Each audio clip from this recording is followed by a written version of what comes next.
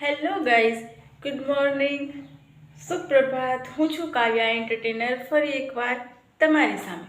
તો ગાઈઝ, તમને બધાને કેમ છે? આજની મોર્નિંગ થઈ ગઈ છે, બહુ સારી થઈ છે.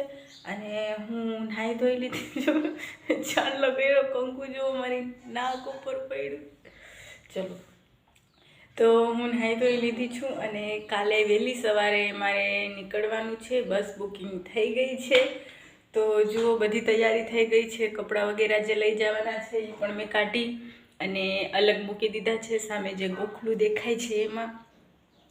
બાકી જે મારે કટલેરીની થોડી ઘણી પેકિંગ કરવાની હતી, લિપસ્ટિક, આઈલાઇનર, મસ્કારા, ઇયરિંગ્સ વગેરે. જોકે હું મેકઅપ પાવડર તો કરતી નથી, એવું બધું કરું થોડું ઘણું, તો એ બધું ભેગું થઈ ગયું અને મૂકી દીધું છે.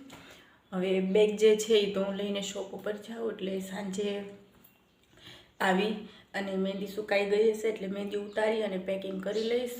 અને આજે મેં માસીને કહી દીધું છે કે માસી પ્લીઝ સાંજે તમે મને જમવાનું બનાવી દેજો, કેમ કે મેં મહેંદી લીધેલી હશે તો પછી હું હાથ પલાળું, વાસણ બધું કરું તો મહેંદી સારી આવે નહીં, કેમ કે મારે જવું છે મેરેજમાં. તો આજે જમવાનું તો સાંજે માસી બનાવી દેશે.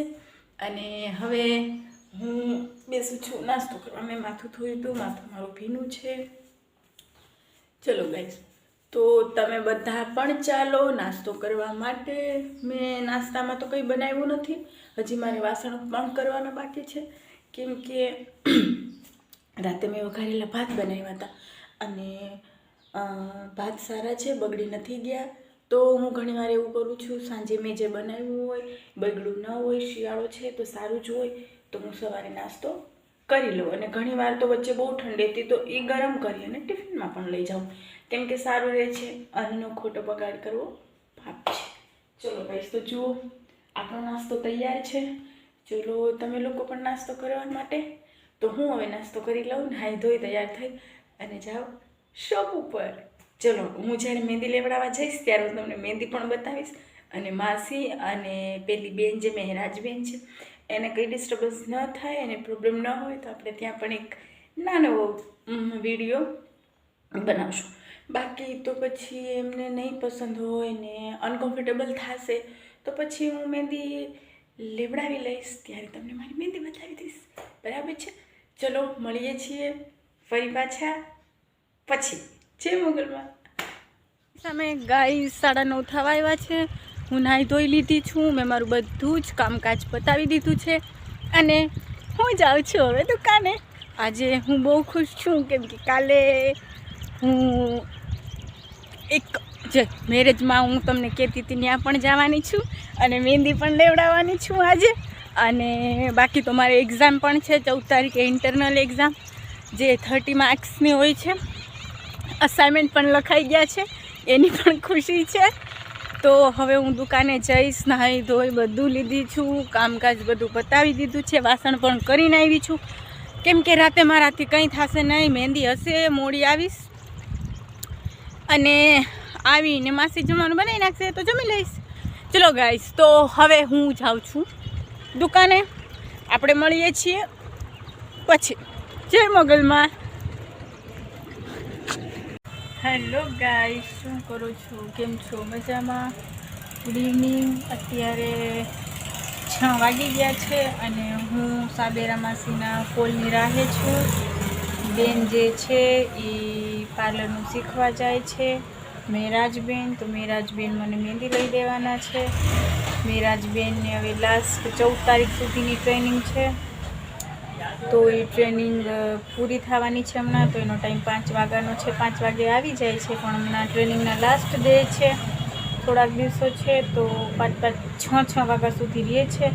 તો મેરાજબેન 6 વાગે આવવાના છે, તો 6 વાગી ગયા છે. માસીનો કોલ આવ્યો નથી. મેરાજબેન આવે પછી હું જઈશ મહેંદી લેવડાવવા માટે. અને હા ગાઈઝ, એક બેડ ન્યૂઝ છે.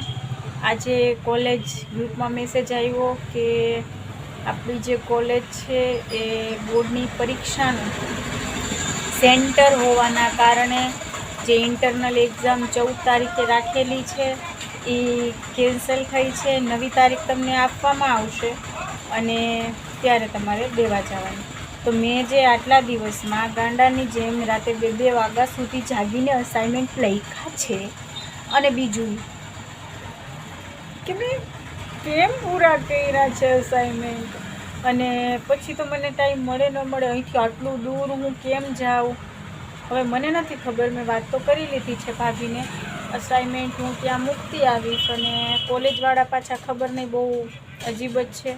મને નથી ખબર કે પછી અસાઇનમેન્ટ લેશે કે નહીં, કેમ કે જો મેળ આવશે તો જ હું દેવા જઈશ ઇન્ટરનલ એક્ઝામ. બાકી અસાઇનમેન્ટ જે છે એ અસાઇનમેન્ટ હું પહોંચાડી દઈશ, લઈ લે તો સારી વાત છે. જવાશે તો ઇન્ટરનલ એક્ઝામ આપી આવીશ. બાકી જોઈએ છે શું થાય છે. હવે હું વધારે ટેન્શન લેવા અને વિચારવા નથી માંગતી. અત્યારે તો એ લોકોએ કેન્સલ કર્યું છે, તો બોર્ડની એક્ઝામ્સ જ્યાં સુધી ચાલુ છે ત્યાં સુધી તો કંઈ થવાનું નથી. ચલો તો હવે માસીનો કોલ આવે પછી હું જાઉં મહેંદીને મુકાવવા. ઘણું ખરું મેં મૂકી દીધું છે અંદર, અને બાકી બસ કોલ આવે એટલે બધું મૂકી અને હું જઈશ માસીના ઘરે મહેંદી લેવડાવવા માટે. ત્યાં જો બ્લોગ ઉતરશે તો હું ઉતારીશ. Hello guys, good evening guys. અત્યારે 8 ઉપર થઈ ગયા છે અને સોરી મને ટાઈમ ન મળ્યો આ વિડીયો ઉતારવાનો, બ્લોગ ઉતારવાનો, કેમ કે હું મહેંદી લેવડાવવા ગઈ ઓલરેડી ઓલરેડી બહુ મોડું થઈ ગયું હતું. અને જુઓ મારી મહેંદી હજી ભીની જ છે, હું કાંઈ કરી શકું એમ નથી. જે મહેરાજબેન છે એ ગઈ મને વિડીયો ઉતારવાની ના તો નહોતા પાડતા, પણ મને જ ટાઈમ ન રહ્યો, કેમ કે હું વાં ગઈ. મહેરાજબેન પાર્લરનું શીખે છે, એના લાસ્ટ દિવસો છે, તો એ બહુ મોડા આવ્યા. હું 6:30 ગઈ, પછી મહેંદી લેવાની ચાલુ કરી અને 7 7:30 મહેંદી લેવામાં જ થઈ ગયા, તો મને ટાઈમ ન મળ્યો અને હું માંડ ઘરે પહોંચી છું. આ ભીની મહેંદીએ મેં કેમ એડજસ્ટ કર્યું છે ગાઈસ મને જ ખબર છે. અને હજી મારી મહેંદી સુકાણી નથી. જુઓ મારી મહેંદી, કલર આવી જાય પછી હું તમને બતાવીશ, બરાબર છે.